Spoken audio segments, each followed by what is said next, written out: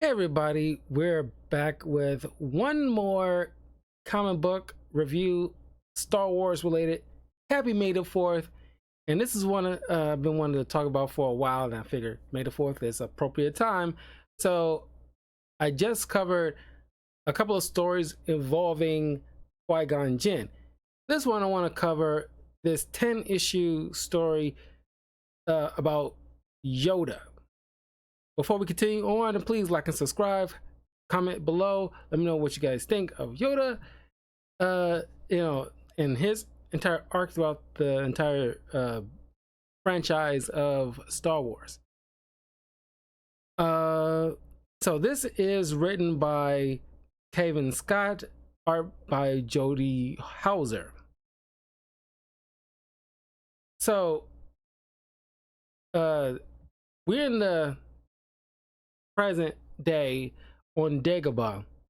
This is, during the events of, at least not too long after the events of the New Hope here. And Yoda is getting, is hearing through the forest a voice. Don't know who that voice is. And he's ignoring this voice as much as he's trying to, but the voice keeps calling out to him. And Yoda is just, a defeated. This is a defeated Yoda here that is reminiscing about his failures,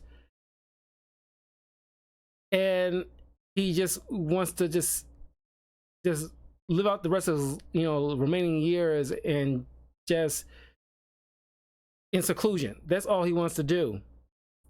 But his voice keeps saying, like, Yoda, I know you hear me. Answer. I'm not. And Yoda's like, I do not want to answer. Just leave me alone. Yoda go through his stuff and see this old musical thing, and he starts to remember. Now he goes back where we see this young kid named Bree, who's a very intelligent kid, kind of like an engineer type a guy, inventor. And him and his people get it's getting like their village is getting assaulted by these raiders from this rival other species on this planet. And despite Bree wanting to fight back, they're like woefully ill prepared against these bigger, stronger foes. That's taking, like their food and all the other stuff. So there's this like machine that his people pulled out, and he's tinkering with it, and he manages to send out a distress call, which they reach to Coruscant, to the Jedi temple.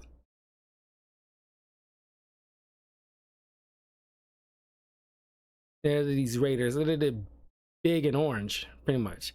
They coming from the sea, because they pretty much, these people are fighting over resources. Pretty much, it's like I guess not much for everybody to go around, kind of thing. But somehow they got better technology, at least ship wise, or at least naval capabilities. They're far more superior. Now, one of the, I imagine it's like at this point in time, because it's like at least a few different arcs here. This first arc here is pretty much probably set way before, because you see like the council members, and they're not the same people that we're used to seeing from like the prequel trilogy or the Clone Wars kind of stuff. So this is way before episode 1. And one of the council members, wanted to blow it off because like it's not like enough of an urgency that requires Jedi to interfere. Of course, Yoda decides like, I'll deal with this, because to him there's no such thing as something that's too big or too small that requires that none. It's nothing for like a Jedi. If somebody asks for a Jedi's help, we should at least check it out. Uh, so he goes himself, and once he arrives there, he is just like on it, man. I'm surprised they still even raiding the place, but the whole, most of the village is like it's being set on fire. Yoda comes in swinging his saber, and I love the look of the lightsabers in this run. And Yoda is just knocking back all these, blasters, and he takes one of the axes and hands it to Bree, like, "Hey, can you hold this for me?" While he's just sitting there, deflecting all these blasters without even looking, because it's nothing to him. He's on a grander scale in terms of capabilities as a Jedi that is just like blows your mind. He's like, 3 Mace Windows.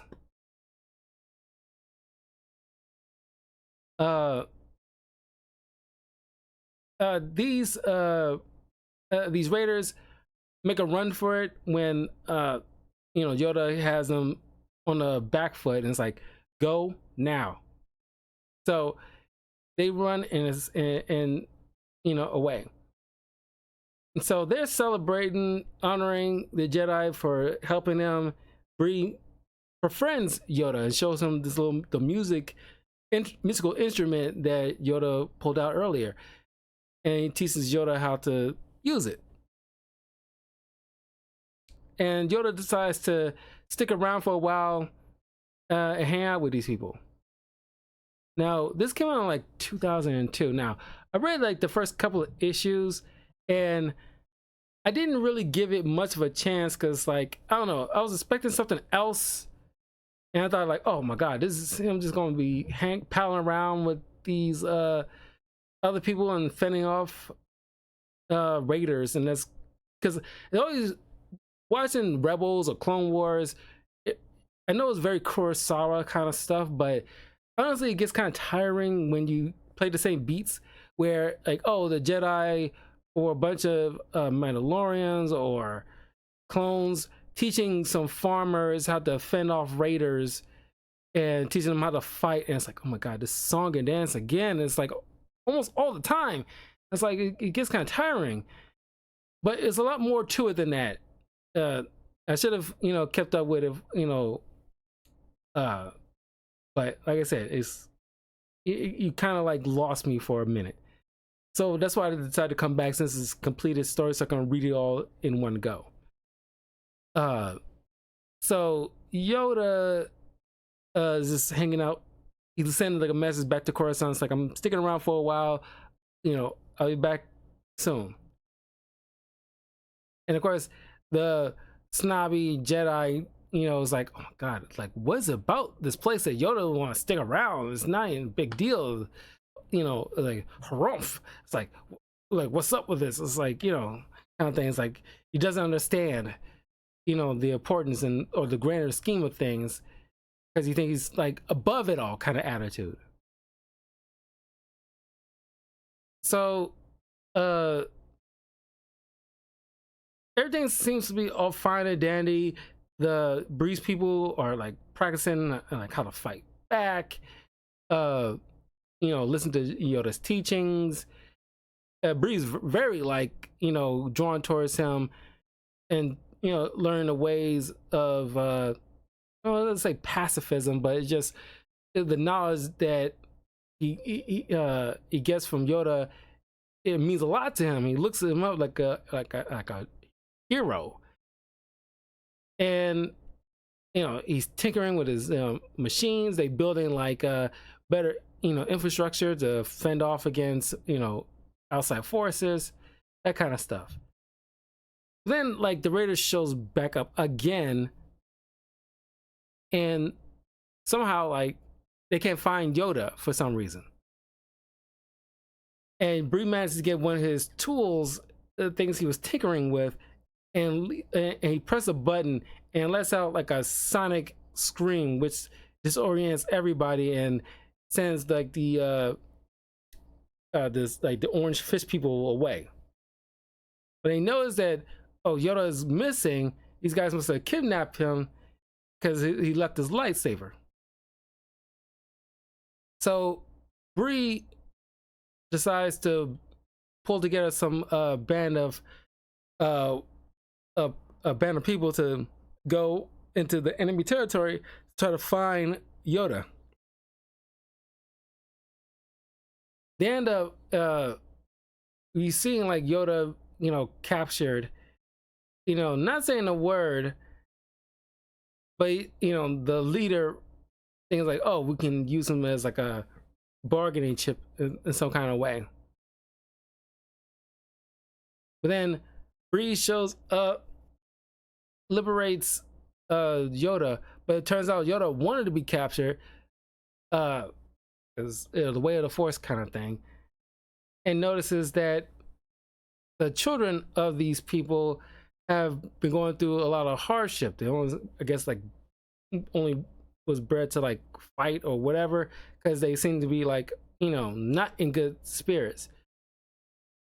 And of course, when Bree sees this, he's like, oh my God, these guys are horrible to do this to their own kids.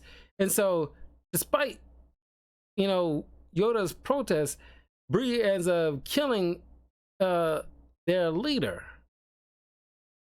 And, Yoda's just like not having any of that. It's like, but like, dude, you got force powers. You could have yanked that, lightsaber out of his hands at any time. It's like he's like a teenager. It's like it's nothing to you. But I guess he got caught by surprise, I guess. But it feels like like Yoda feels like maybe like all my teachings falling on deaf ears. It's like he haven't learned a darn on thing. So we can do like a flash forward here where Bree is a little older, is running the his village now. He's known as Martyr Bree, and he has like a niece and nephew, and they look up to him as like a hero when they retelling the story of how he stopped this rebel leader, and that's hurting the town back in the day. But Bree forbids him for bringing that up because he's ashamed of it. We see because Yoda was disappointed with him and how he acted. He hadn't learned anything. He saw that he only did what he thought was like the righteous move, this destroy your enemies, and that wasn't Yoda. That's something that Yoda wasn't trying to teach him. There's always like a better way, and something that you should learn other ways to stop your enemy without resorting to violence. Then one day he shows back up years later, and like I love the scene. I don't know why, it just really got me when it's like seeing like a old friend again that you had this horrible falling out with, and just show up again, and he just crumples to the ground and just like just bows to him and saying like, I was wrong, I was an idiot, please forgive me, that kind of thing. It really got me in this scene. It's like all that wisdom that he acquired over the years, and finally we learned from it. But this is like he saw Yoda as a friend, and he's just like I betrayed my friend, and he didn't think he was ever going to show back up ever again. He never thought he was going to see him again. But as soon as he saw up, just out of the blue, don't know how you never see like a ship about to enter the atmosphere, but whatever. But yeah, this is like really got me. And then of course Yoda's treating like nonchalant, like I still got this musical instrument. I think I learned how to play it really good here. It's like very nonchalantly, just like Yoda on Dagobah, that attitude when he met Luke, just like this playful rapscallion. But then their place gets raided again by now it's like these other creatures got like a different leader, and the nephew of Bree is like, yo, so we're gonna destroy them, or we're gonna mount an offensive thing. Of course, he is not listening to his nephew at all. He's trying to, let everybody knows to take their certain positions and everything like that. And the kid was like, "Well, I don't even listen." It's like, and Yoda's passing by him. It's like maybe it's you who should be listening. And of course, the little kid is like, let out a raspberry and like completely ignore him, like stupid old man. And so him and a couple of his friends go to try to take the initiative and be like honorable warriors and heroes, just like his uncle, to save the town from these despicable monsters. And so they sneak on the opposite on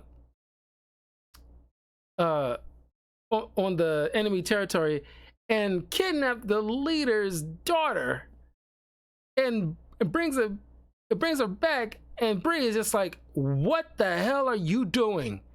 What is she doing here? And so now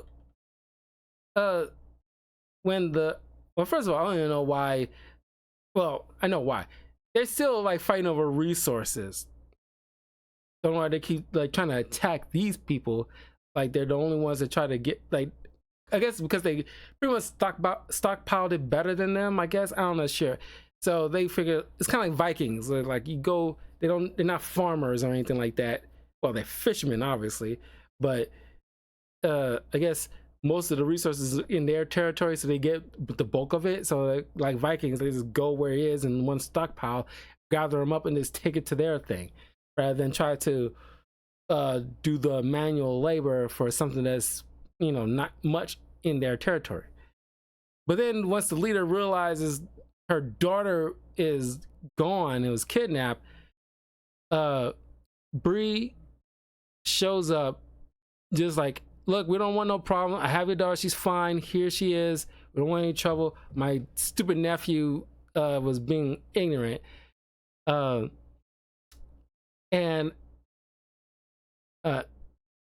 he offered them to, have like a banquet, as a hospitality to, build goodwill between the two people. And Yoda smiles, realizing like Bree finally learned, there's always a way beyond violence. And so he left with everything like now in a civil manner.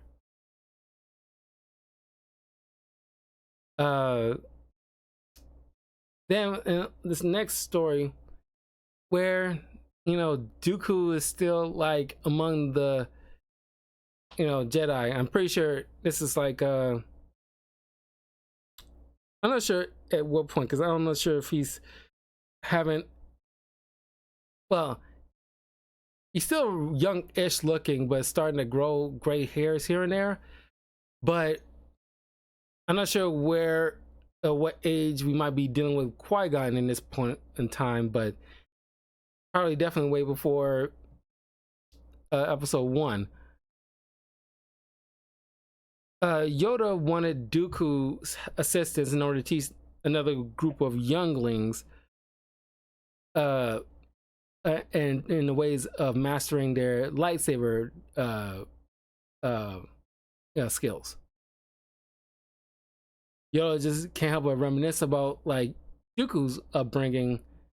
I like this little image where it's like, because he was like kind of like the Sasuke in a way of Jedi, where he's just like a prodigy in the ways of the Force and lightsaber skills, and it's only gotten better. But the only drawback is that he was, always inquisitive, no pun intended. But you see, like, that little image of Palpatine in the back, just a looming thing.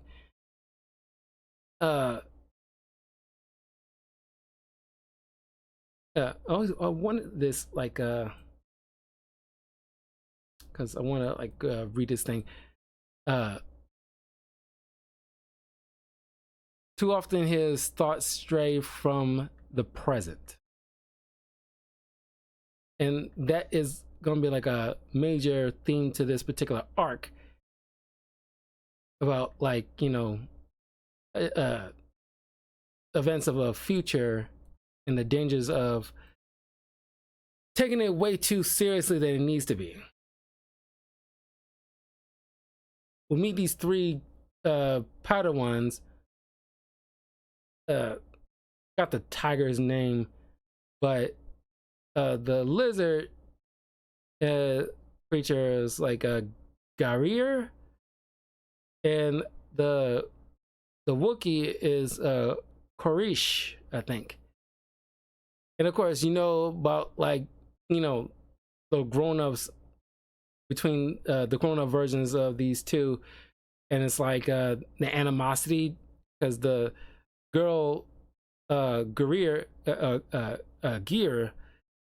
her people historically have been at odds with Wookiees and often enslaving them or selling them for slavery and all kinds of things. So it's always like a bitter enemies, but here they start off really as friends, honestly, because they're Padawans. They haven't grown up in that kind of animosity. But I'm pretty sure they learn later. So Yoda and Yoda and Dooku spar in front of them to show them lightsaber combat between two masters, and it's kind of like a what you call it, a foreshadowing of what we'll see in episode 2 in their lightsaber duels, but only this time darn near playing it for keeps.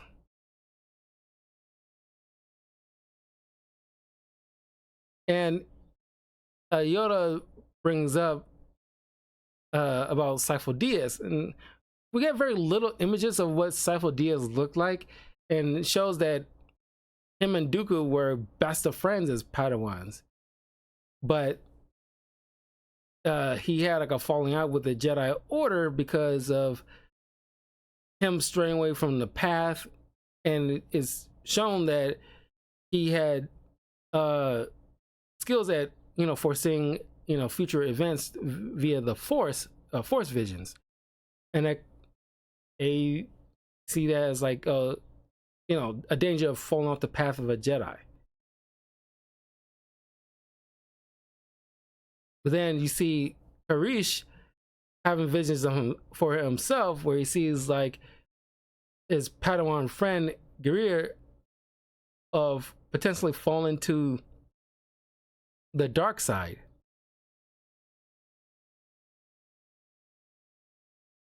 And so now he's looking at his friend in like a whole new light. I mean, it's like, I don't know what you do with it, something like that, where you have like a vision of your closest friend that, I don't know, 10, 20 years from now, they'll end up on prey, doing something horrific.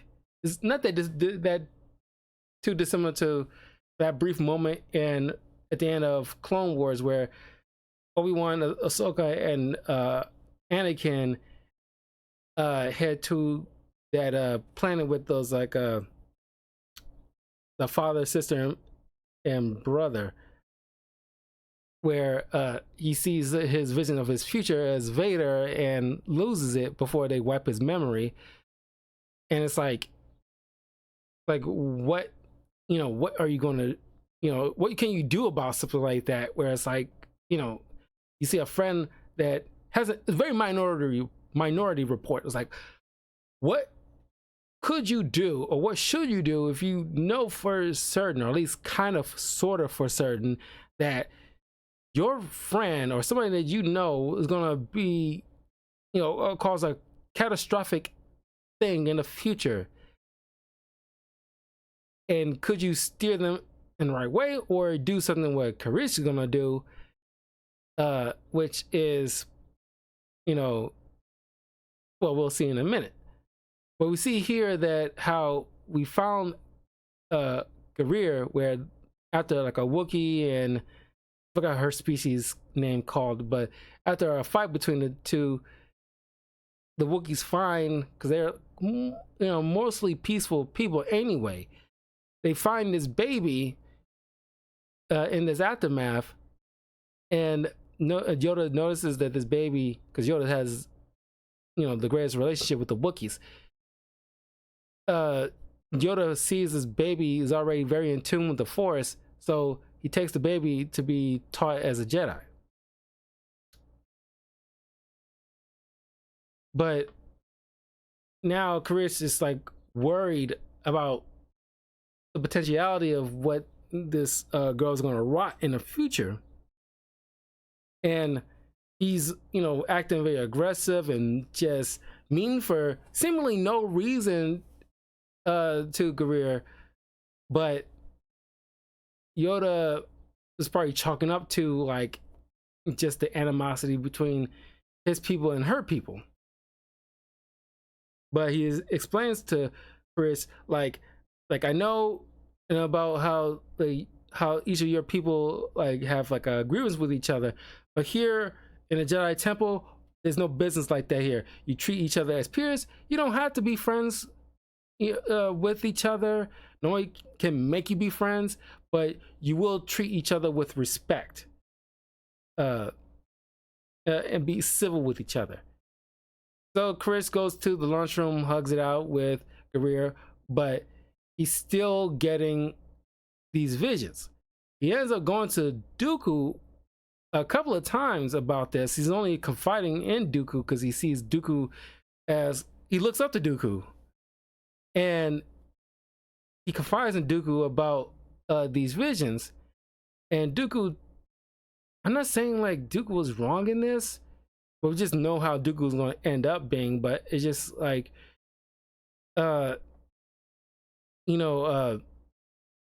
search your feelings. I won't mince words here.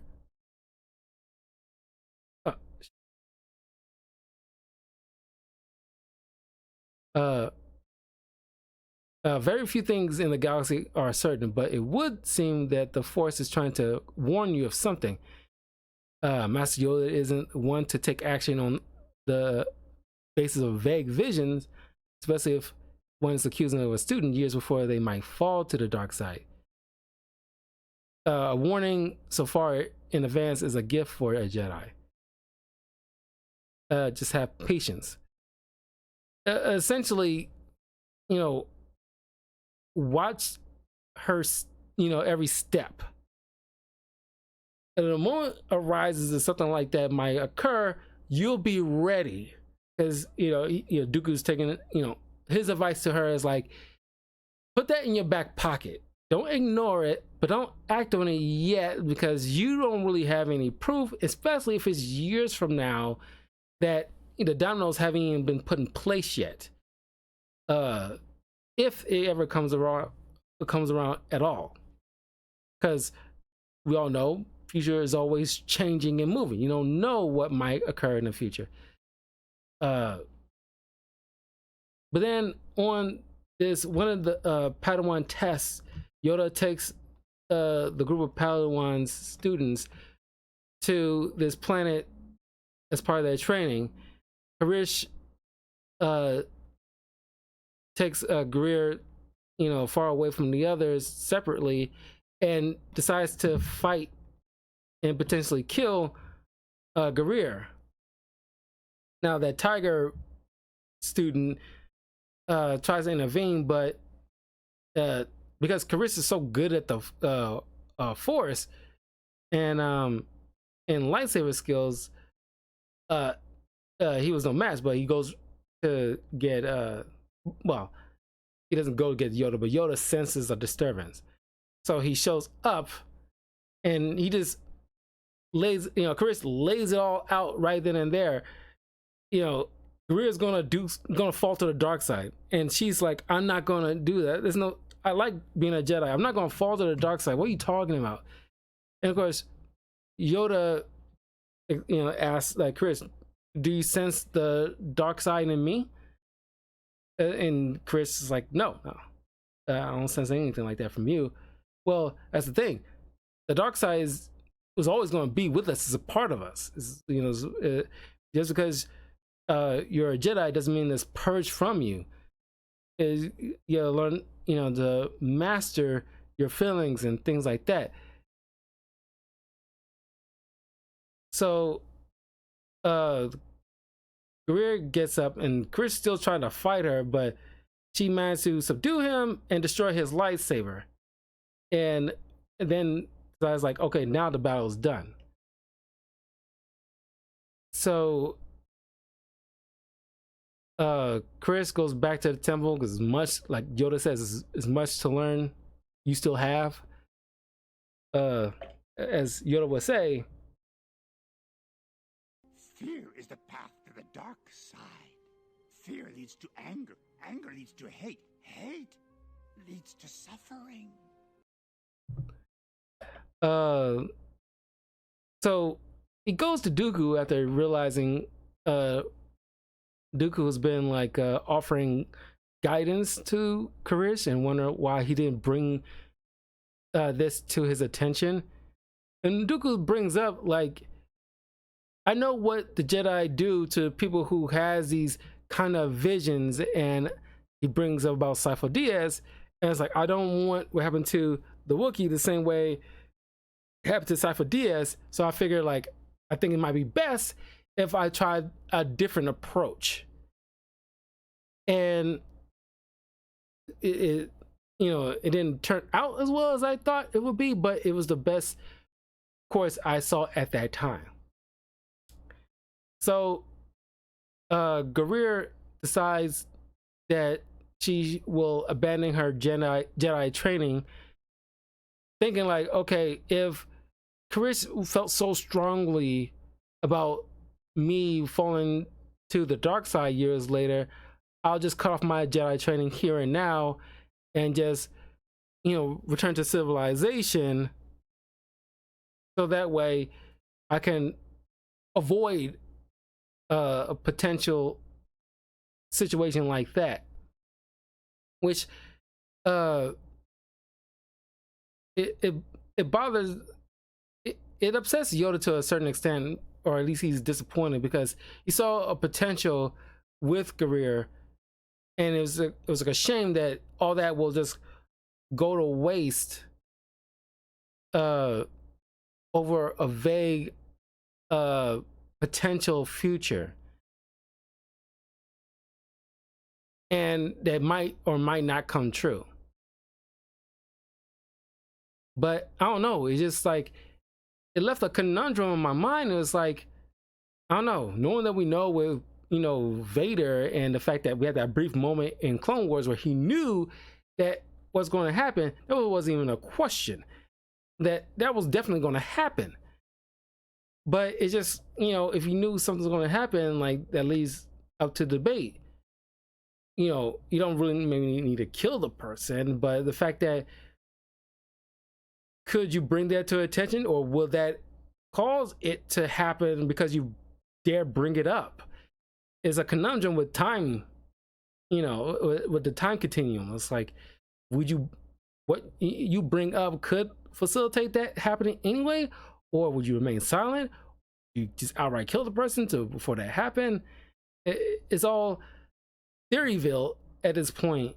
Her decision is just feel like this is the more responsible one, where it's like, I don't want to die, but if there is a potential that if I continue my training, something will draw me to the dark side and it might cause a horrific catastrophe, I will just outright abandon it and save potential future lives. So she leaves, and with a sorrowful Yoda, in Dagobah, just remembering that situation.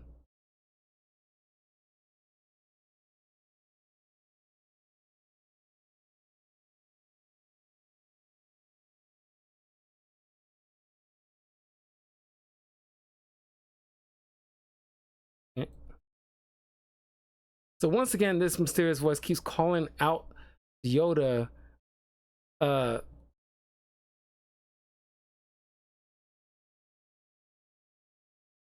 uh,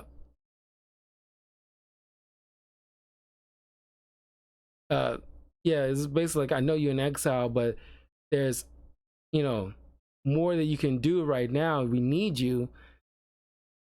But Yoda is just like, I can't get involved. Like, then he remembers once again his other final arc where he gets information from this seedy person, offers credits in disguise about this rumor about potential separatist weapon called Titan is on this like planet. He and the Jedi Council agreed that he will team up with Anakin in order to search and hopefully destroy these potential Titans wherever they might be, because they don't know what it is, but just know a name. So, along with some clone troopers, they make their way to this planet. Well, not a planet yet, but to a ship which is how was being like helmed by General Grievous. And I was worried for a second because prior to episode 3, Anakin and Grievous never interacted with each other, and all throughout since episode 2, when we first I'm pretty sure we were first introduced with Grievous in episode 2. I vaguely remember it. I remember episode 2, but not like in totality. But all throughout the Clone Wars, Grievous and Anakin never interacted with each other, and they, even in the comics, they, doing everything they can to make sure these two never had a face-to-face at all. And so I'm glad, like, oh, good, they doing everything they can to make sure that's still canonized. And there's no slip-ups, even in like the comic books. Kudos to you guys. Yoda finds out on the computer about Titan, where it's located, but him and Grievous goes into like a fight, and it's like an epic fight. Like I said, the lightsaber swings and the Force abilities looks amazing in this. And of course, it has to look amazing. You cannot F it up, because that's like the biggest point to Star Wars, at least where you're dealing with Jedi. And of course, like Dooku thinks he's gonna one up Yoda because he was taught by Dooku himself. But Yoda brings up the fact that, yeah, sure, you might be skillful with a lightsaber, but you're still not a real Jedi because you don't have access to the Force. So he like tosses Grievous around like a rag doll. But still, eventually the other droids show up, and Yoda makes his escape. And they find out that what planet this Titan is on. It turns out it's a secret warehouse that's building these giant droids. Not like giant like kaiju, but definitely like like darn near 10 to 12 foot tall battle droids. So they're not operational yet, but they need to find it and take out the factory before it becomes fully operational, because that'll be a game changer in the war.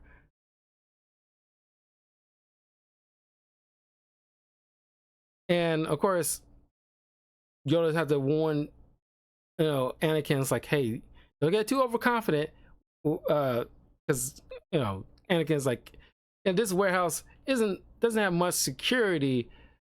It's like a skeleton crew, so our forces can easily take this stuff out lickety split. But like, don't be overconfident.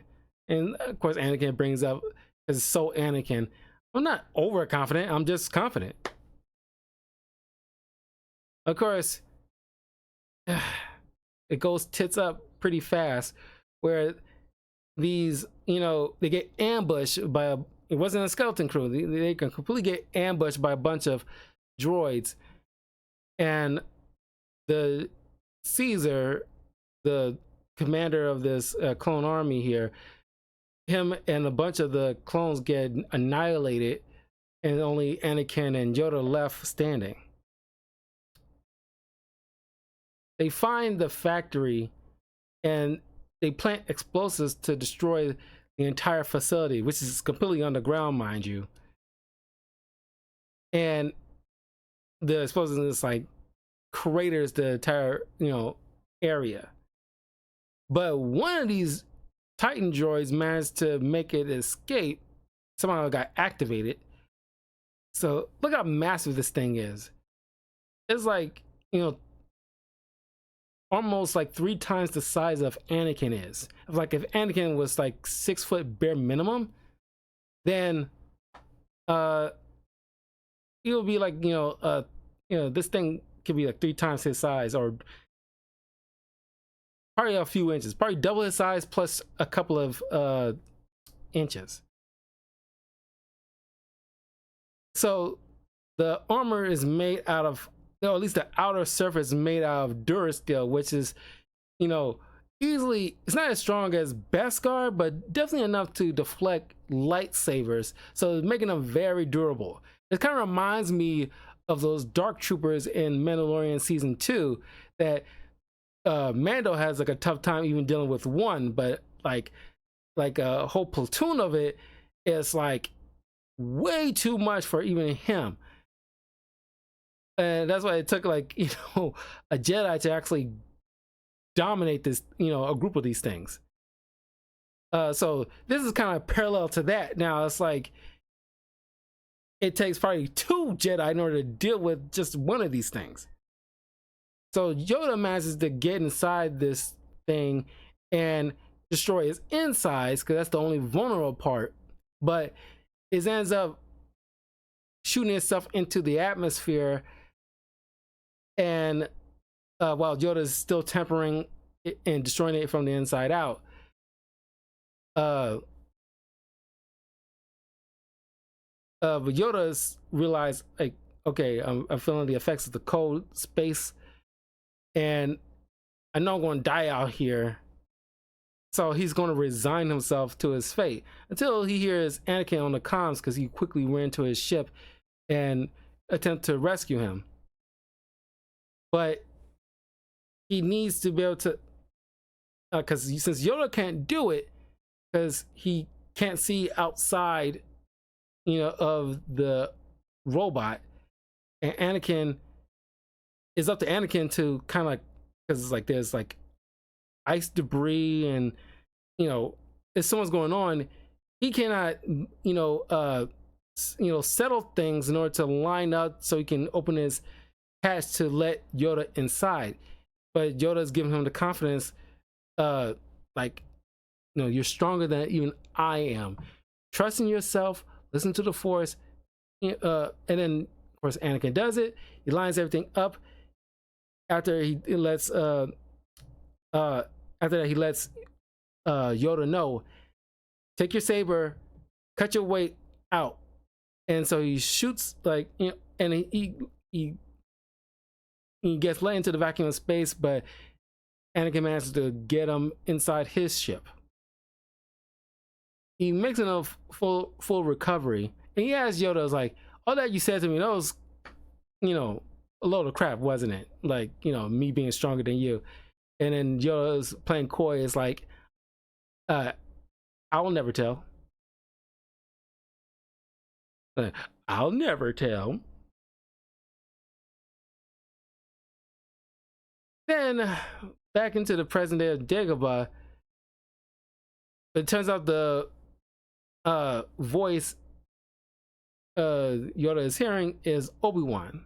Not too long after he was struck down by Vader, and he's a Force ghost.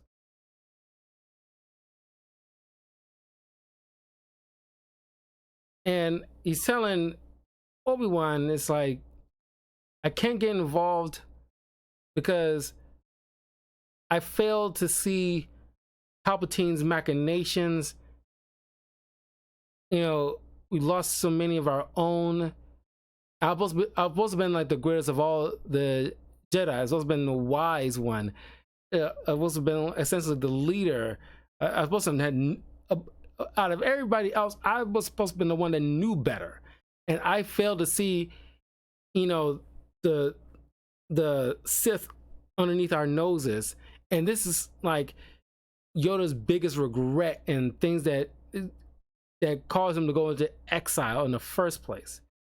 And I'm pretty sure on top of all that, he probably was fully privy to the fact that Bail Organa and the planet Alderaan is completely obliterated now. So he lost another friend and his, you know, that friend's entire family and friends and all his people, all aside from maybe, you know, like all aside from Leia and a few scraps of Alderaanians who might have been out in space during that period. Because what's her name?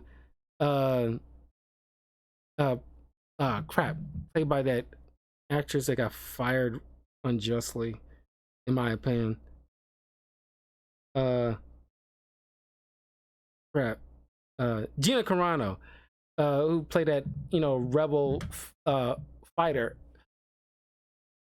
You know, because she's Alderaanian, so it's like there's a few bits and pieces of Alderaanian people out, you know, in, you know, throughout, you know, the galaxy here and there. So, you know, this is, you know, put Yoda in like a, you know, deep depression essentially. Then while Yoda is trying to sleep, you have this massive nightmare of the Death Star while he's dreaming about, you know, Bree. And then he sees like the image of young Anakin, which is kind of fun because we rarely see like the episode 1 Anakin in anything lately. It's not like we don't see him, it's rare, but it's fun to see when he does pop up. And here it's like it's like you failed me, and the Death Star blast you know, at Yoda, and he wakes up from the nightmare. Then Obi-Wan takes him to, you guess it, this dark side cave on Dagobah that Luke will eventually go into, and is Obi-Wan pretty much teaching Yoda here. That's like, well, I need you to go in here. As it's like, you know, and you, if it's no concern to you, you have nothing to fear. So Yoda goes inside and he sees the death of Yaddle. This is kind of fun to see Yaddle, voiced by we saw from Tales of the Jedi, voiced by about to say Gwen Stacy, but she played Gwen Stacy in Spider-Man 3, OG Spider-Man 3. Crap, Bryce Dallas Howard. And then he sees his old Padawan Dooku, and I love this, is Dooku in like a monstrous form, but he has no hands and uses the Force to hold his lightsaber. And then you see another Jedi. I had to look this up just to see if she ever showed up in like, you know, Rebels or something like that, but no. But it is like a Jedi in the other, you know, Jedi comics that had interaction with Yoda, that she needed his help with something, but he wasn't there for her. And it's like, you failed us. You keep failing us, Master Yoda. And then he sees like the pile of bones of, you know, people that died under his watch. You see Bail Organa, Padme, and Mace Windu try to bury him a bunch of those bones. The imagery is just, and I love this art here. This is like, I love, they have to shift the art when you're inside this, you know, mouth of this cave, and showing that like this, you know, you're getting enveloped by this shadowy darkness. And that's where he sees like, you know, Palpatine, and it's like, and oh, you also see like a half burning Anakin Skywalker, and it's like, and just see like, you know, Palpatine just laughing maniacally at him, and that's when like you hear the musical tone of that musical instrument coming from Bree, and Bree uh, have to be the one to remind him, uh, uh, hopeless. There's no such thing as you. There's no such thing. You taught me that. Sure, you get it wrong, so you start again, and it doesn't matter how many times you make. Doesn't matter how many mistakes you make, because greatest teacher failure is. See, you do remember, and that's what helps pull uh uh this helps pull Yoda out of his funk. Because yeah, failure is one of like the best quotes in Star Wars, in my opinion. But you can leave a comment below. Let me know what was like your favorite quote from Star Wars yourself. But yeah, failure is our greatest teacher, and even Yoda, despite his wisdom, isn't above still learning something. Much to learn he still has, and this helps him get him out of the funk. And he comes out of there, and he lets Obi-Wan know, it's like, that's the boy. Like and it's like, I'm going to help him. And this leads into you know, Empire Strikes Back, where he goes to Hoth and to go fetch Luke. And is the way it ends is like, it's like, it kind of feels like Tales of the Jedi kind of thing, where it's like, what was Yoda doing this period of time? And he just, you know, has to face his failures and understand that he can learn from this and he can still fix things. It's never too late. As long as he still draw breath, it's never too late. And that's pretty much like the 10-issue story of Yoda, man. This is really good. I enjoy this one.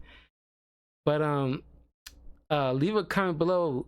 Let me know what you guys think, because the art in this is phenomenal, especially towards the end here, because I love like the shading and the pencil work is really good. Oh god, there's more Star Wars stuff that I really want to do in the future. It doesn't need to be centered around May the 4th, but I thought this is one Star Wars comic I thoroughly enjoy that I really wanted to bring to the attention for May the 4th.